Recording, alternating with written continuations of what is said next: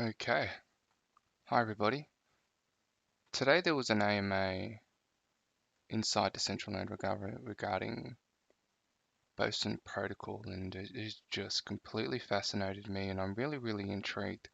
So I'd like to spend a bit of time diving into it. So if you haven't already joined um, joined us or followed us, there's a whole bunch of links in the links lobby downstairs. We're currently located at 46 minus 52 in the 100 Rainbows Academy. You could join us on Twitch. It's 52 in the 100 Rainbows Academy. You could join us on Sorry, the Twitch. volume It's here is going 52 off. and I'll mute that. You can join us at twitch.tv/100RB. I'll post that into the chat on the live stream. We're also live on YouTube, and I'm going to post that into the chat now as well. See us live here. So let's go into it. I have to go into Boson protocol. So Boson protocol is, I'm on their website, and it's talking about becoming part of the decentralized world. Now I'm going to jump here into the Discord voice stream if you'd like to join me. That's all good. And they become part of the future of commerce. I really want to go into their Medium articles and have a read. So let's have a look. So this was posted 1 day ago. Only a day ago. And we're going to go into it just now. I'm just going to say hello to Josh Martin. Hey Josh. Hey Josh Martin. What up, Manzia? Yeah, so Manzia, have you ever heard of Boson protocol? If you'd like to chat about it, feel free to come into Discord. But this was something that I was just compelled to have a research this morning. I noticed that they were on CoinGecko, currently listed at 60 cents, and I'm like, wow, I really need to dive into this. I'm also located here in Decentraland. So let's have a look. Boson protocol price is 60 cents within the last 24 hours. Trading volume of just under 700,000. Price is up 2.3% in the last 24 hours. Circulating supply of 33 million Boson coins. Okay. Max supply of 200 million. If you'd like to buy, you could buy on Bitfinex. I did buy some this morning just because I like some exposure to Boson. I am in the e-commerce space, so I wanted to look into it. No affiliation with Boson whatsoever. Just a genuine interest in this project. Boson Protocol is a trust minimize and cost minimize protocol and automates digital to physical redemptions. Yeah, so they're playing in what they're calling the d-commerce space, right? Digital to real life. Boson Protocol's vision is to enable decentralized commerce ecosystem by funding and accelerating the development of stacks specialist applications to disrupt, unbundle, and democratize commerce. What is needed is a way to execute commerce transactions trustlessly and minimize human intermediaries or arbitrators. Our core technology disrupts e-commerce platforms by tokenizing real-world products and services by commerce data within a liquid digital market built on DeFi. We call this decentralized autonomous commerce. So I mean the concept itself isn't new, right? You kind of get something digital for something in real life. But what they're trying to introduce is really a payment system to be able to make that happen. So a payment system to perhaps pay for something in crypto and then get it in real life. I mean, it's pretty hard to do at the moment. When you talk about having to pay for something in crypto, having to go into your MetaMask, and then having to connect that to a real world product. I mean, that's something that we or I work on, or my team works on, to do that via an e-commerce platform. But would like to, but Boson protocol are like a whole kind of whole different um, level of this kind of commerce transaction. So or payment system. So let's go into it a little further and look at the recent Medium article. Community in decentralized virtual worlds. Okay, decentralized virtual worlds offer us the chance to be who we want and to create the society we want to live in. Yeah, so if you're involved in Decentraland, you already know what this is. We already know that there's a lot happening in terms of a decentralized world, but this is something really, like, it's getting real. Okay, so a familiar theme in storytelling is the human ability to escape into a different world, where the limitations of our physical reality do not apply. For centuries, authors and later film directors used the trope of the dream world where we could conjure up an alternate reality where we could have all the material possessions we desired and be exactly who we wanted to be. Then in the second half of the last century, writers such as William Gibson and Neil Stephenson presented the idea of shared virtual reality. Cool. Cyberspace or the metaverse, where we interact with others with an identity of our own choosing. Yeah. Another 6 million VR headsets are forecast to be sold this year, massively increasing the reach of full virtual reality platforms. And the growth of shared digital experiences is paving the way for a huge change in the way we interact. Yeah, virtual reality is absolutely where it's happening. The digital version of ourselves that we project on Zoom or Instagram is often edited and curated. Unlike the physical world, we can apply filters and blur or change our background so that other people cannot see our untidy house or wrinkles. Yeah, right. Okay, so we're talking about, um, using like a green screen to hide your background. Um, we can even buy Hallway, or I'm not sure what that is, digital outfits to show the rest of the world a highly curated, glamorous image of ourselves if we choose. Yeah, so like kind of a fake thing where you don't know who is really behind things. So avatars offer limitless possibilities for presenting different identities. Yeah, we know this. However, once we move beyond simply being ourselves on video conferencing, excuse me one moment, the possibilities become limitless in an insightful Medium post about this time on Second Life. Since there wasn't a way to truly be offline in Second Life, we needed a way to convey that users were in a process of modifying their avatars. Users were very nervous about changing in public and what onlookers might see their virtual selves in a stage of disrobing. What if they made a mistake or were shown changing from one self to another, experimented with gender, sexuality, etc.? Okay. The creation of the very first memes in 1993 hinted at the early promise that a digital existence would enable us to be who we choose on the internet. No one knows you're a dog.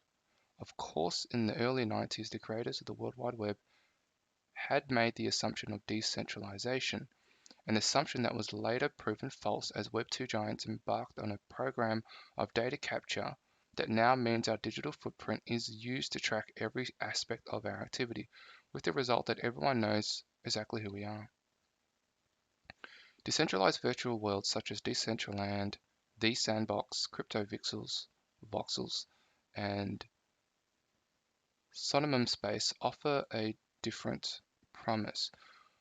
When it is possible to access shared experience using our MetaMask wallet, the possibilities for assuming the identity we become almost limitless.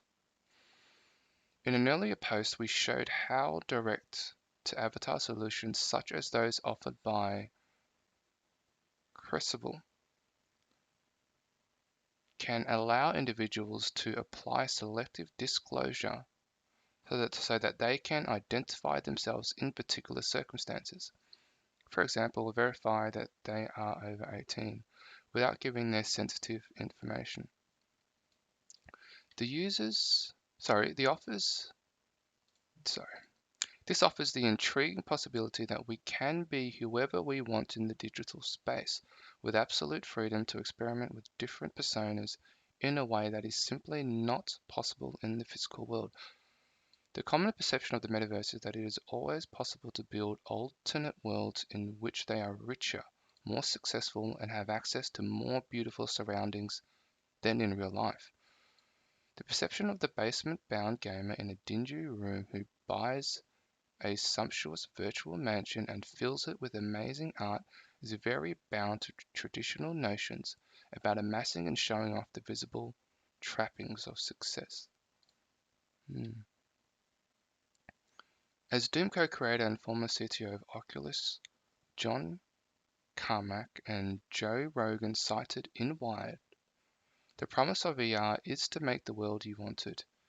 It is not possible on Earth to give everyone all they would want. Not everyone can have Richard Branson's private island. Yeah. It is a popular theme in books and movies. Think of the depressing surroundings of the stacks in Ready Player One, or the dystopian worlds of William Gibson's Neuromancer trilogy. The idea of escaping the joyless reality of small apartment in a grey city for a colourful world of beautiful landscapes and vivid experiences is a compelling one. Experimenting ourselves, not just our surroundings. However, it is also possible to argue that the utopian promise of virtual worlds is not one around digital possessions or conspicuous consumption. It is the promise of creating a different kind of society where we can be who we choose and interact with other people in an entirely different way. So I'm just going to continue reading here. We've got a little while to go, but this is just a fascinating read and I need to stick with it. I've got to get through this.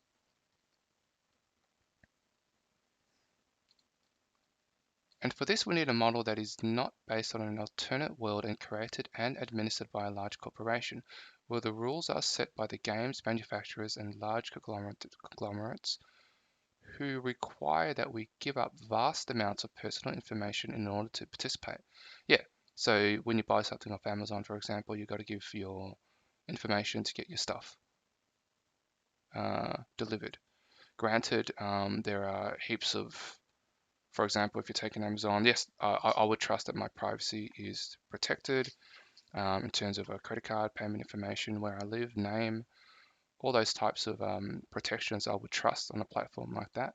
But I mean, they're basically saying, well, why do you even need that? Why do you need a policy to say that your privacy is protected when you can use something like MetaMask?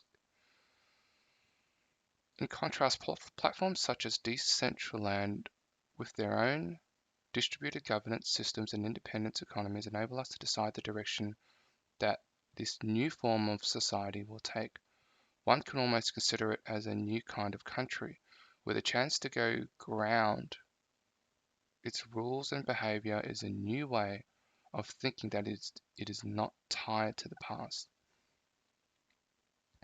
The world is owned by the users, explained co-founder Esteban Ordano in an interview with CoinDesk.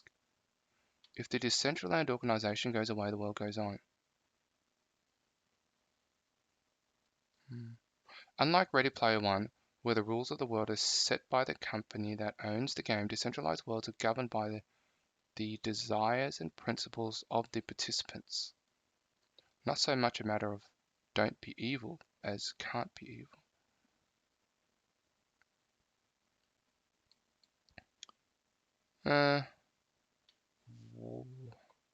Can't be evil is an interesting concept. I mean, everyone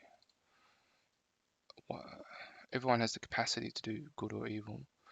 Unlike Ready Player One, where the rules of the world are set by the company that owns the game, decentralized worlds are governed by desires and principles of the participants.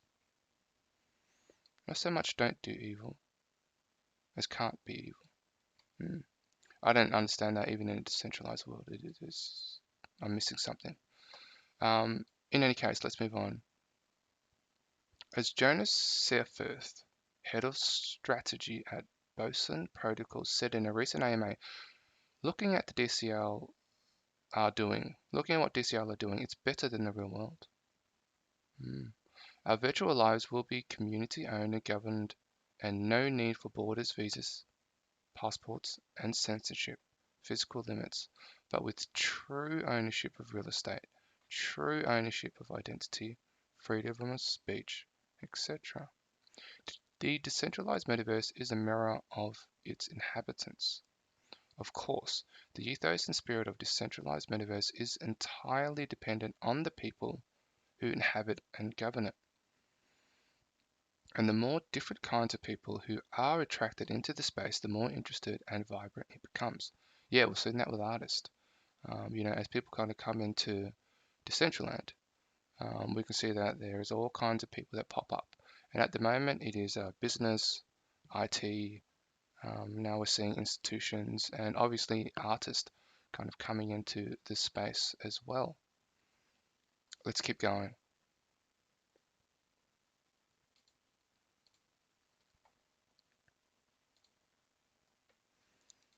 As decentralized worlds have begun to evolve, one of the most interesting aspects has been the involvement of a whole new wave of people from the creator ecosystem, as distinct from the primarily crypto-focused enthusiasts and investors who made up the first wave.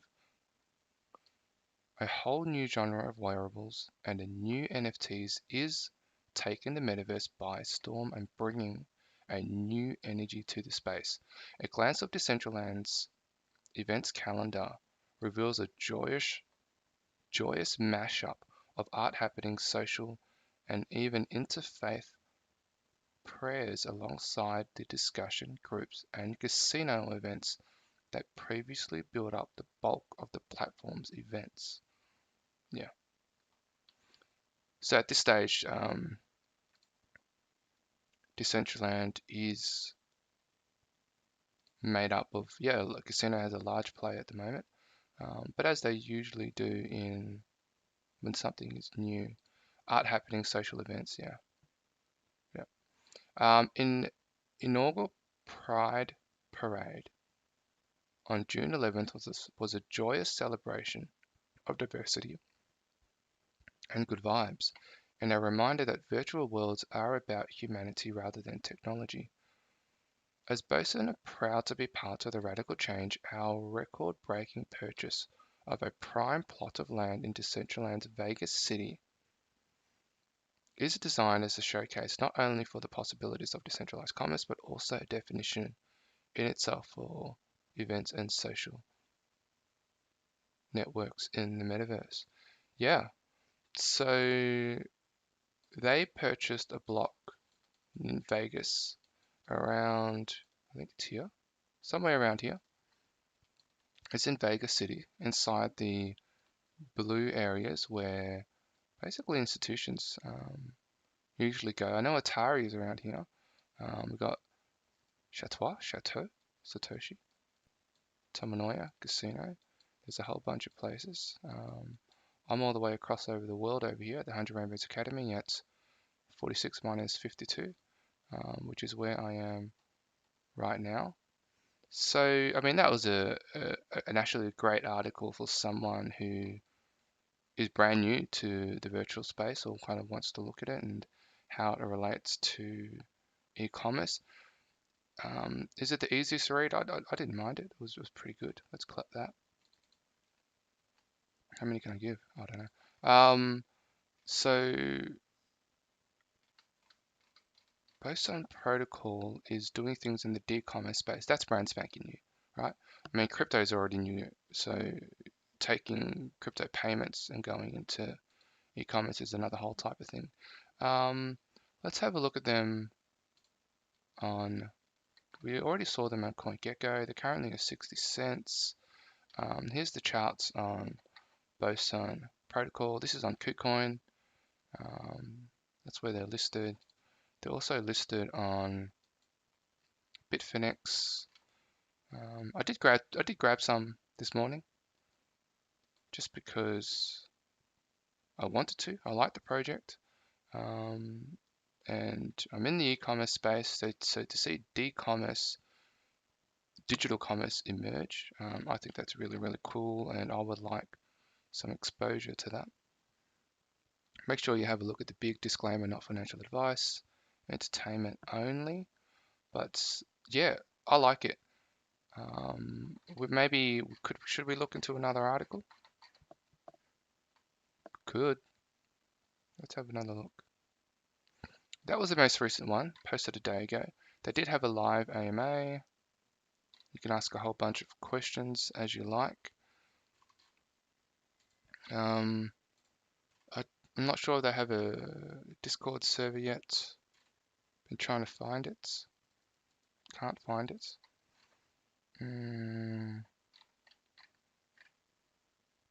Yeah, I mean, Boson Protocol sponsors Boros at the London Fashion Week. Yeah. I mean, imagine seeing something like this and walking around Decentraland, right? I mean, the wearables and stuff now, I mean, they're good, but it's almost like people just kind of want to get them in there. That's fine. I mean, there's something to say for the first mover advantage. But I mean, this is like, you know, do words even describe what this kind of thing is?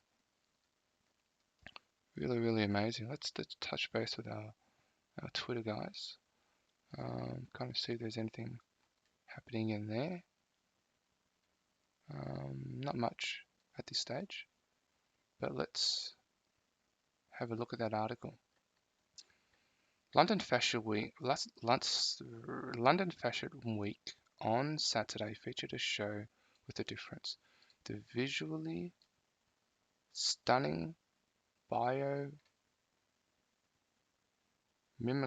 collection of Boros. We at Boson Protocol are proud to sponsor this epic-making event as it aligns with our belief that the lines between metaverse and universe are blurring, and the rise of digital-first fashion is an innovation worth celebrating. Yeah, I mean, if there's an outfit that says digital fashion, I mean, that's phenomenal. Look at the detail on that. I mean, that does look 3D as well, so perhaps it already exists in the digital world. Oh, here we have some examples of it existing in the real world. It looks a bit weird in the real world, but that existing in the digital world might be even more favorable. Or you might not kind of roll your eyes a little more.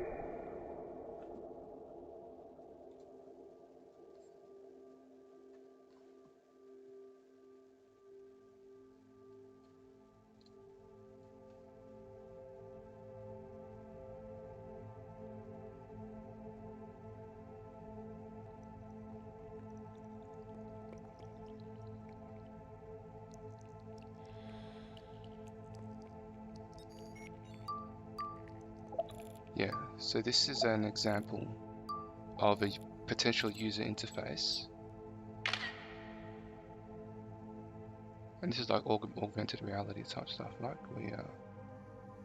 this stuff exists, but to see the concept brought in is really, really cool.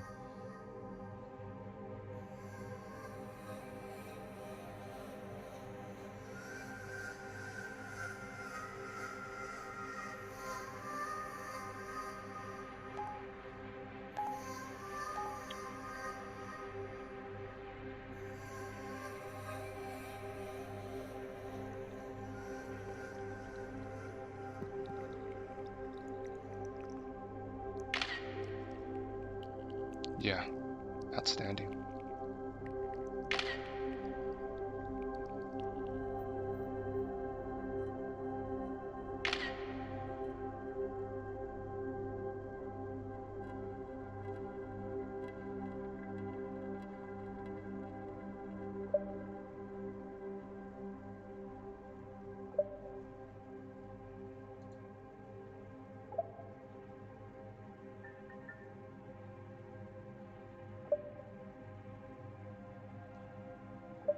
Yeah, so what is this, right? This is the exact same thing as if I was to jump into my avatar.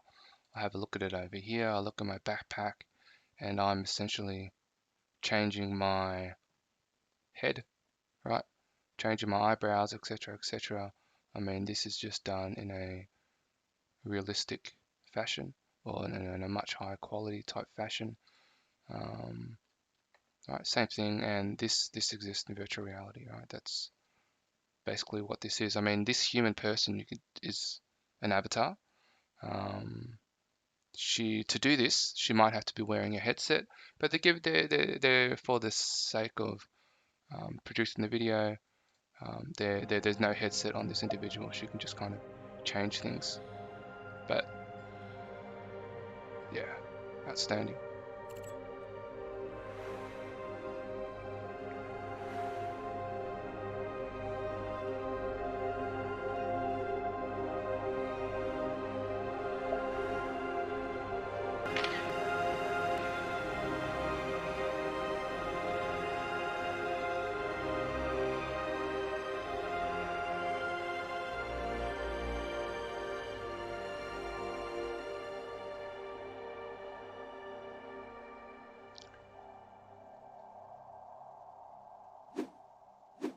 Oh, even the sound effect, just adding to the realism of it.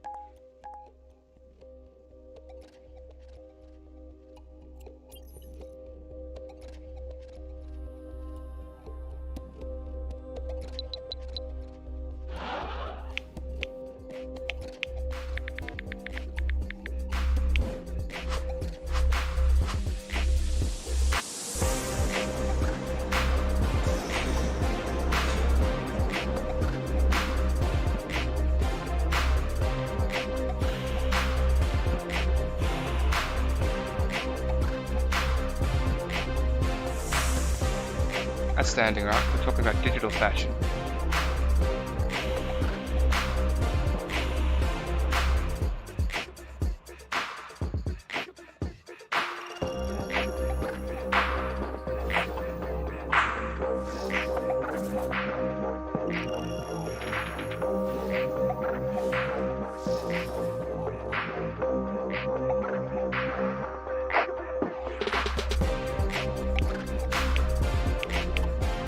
Yeah.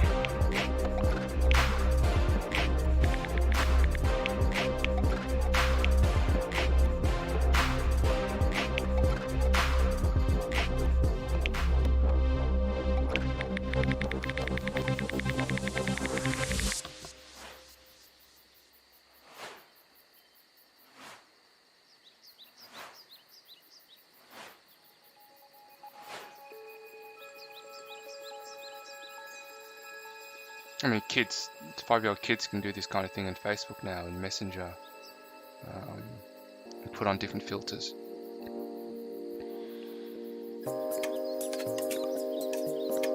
This is where humanity needs to go. The next evolution for us is the digital one.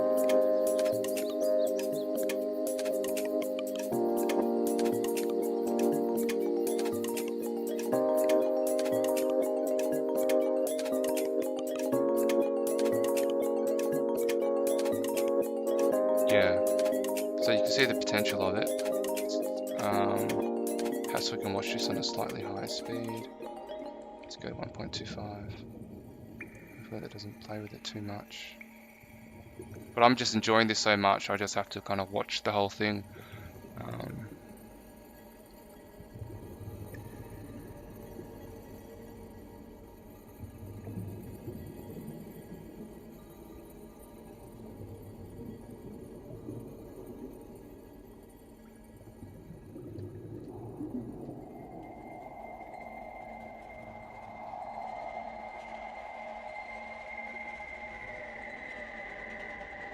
Yeah, I probably will watch that in my own time. I think we well and truly get the idea. I mean, this is just really, really, really, really, really, really outstanding. So, as opposed to this, right? So this is kind of how it looks realistically inside Decentraland. I mean, I can have a look at my eyes, facial hair. Yeah, I can change that. Give myself a little moustache if I want. I'm not showing you anything that you don't already know, so I'm just going to close that without saving it. I think I'm going to leave it at that. Like that's just really, really fascinating. Um, we've had a look at the price. It's 60 cents. If you believe in what this is, then maybe grab a little bit. I certainly got no problems with it. Yeah, really, really love the cost. Really, really love the concept. Well done, Boson Protocol. Like just next level kind of stuff. Okay, thanks a lot, guys. I'm calling this episode, putting an end to this one. We'll see you later.